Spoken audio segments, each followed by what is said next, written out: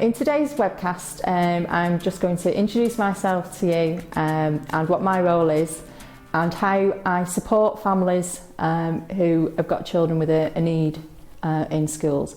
I am the SENCO at a primary school, and that means I am responsible for looking at children who have got an additional need and helping to identify how we can support the children with that. Helping families to have a better understanding of what their child's particular needs are and how they can be supported within the school. I liaise with lots of professionals and try to make sure that we match children's needs to provision within school. A teacher may initially come to myself with a concern about a child, whether it be their education, they're not reading the same as somebody else, they're finding it difficult to mix with other children, they can't, their mobility is hindered in one way for one reason or another.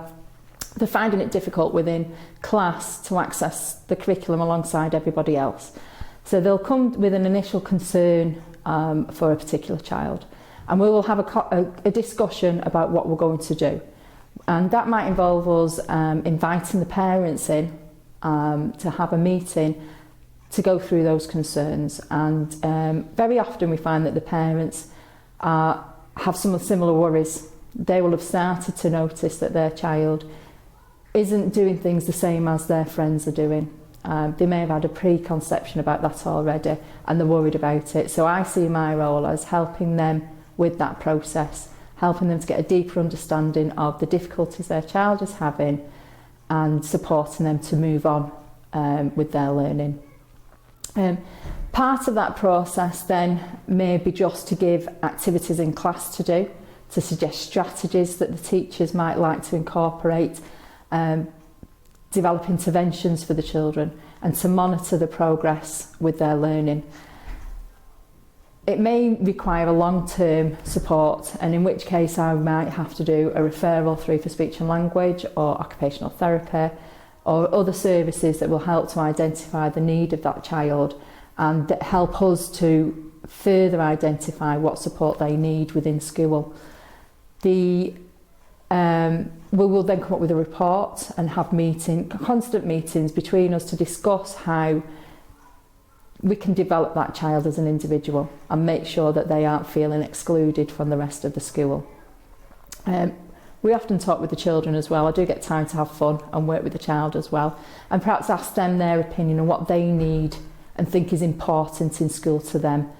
What we can help them with is then try and organise activities for them. I've just been in a meeting this morning and a little boy said he loves football and he wants to access football. So we're going to set up provision for that. Other services that might involve are organisations such as Bird, who from the school I'm at have worked very closely at developing organisations and networks for the parents to kind of empower the parents on doing something for their own child.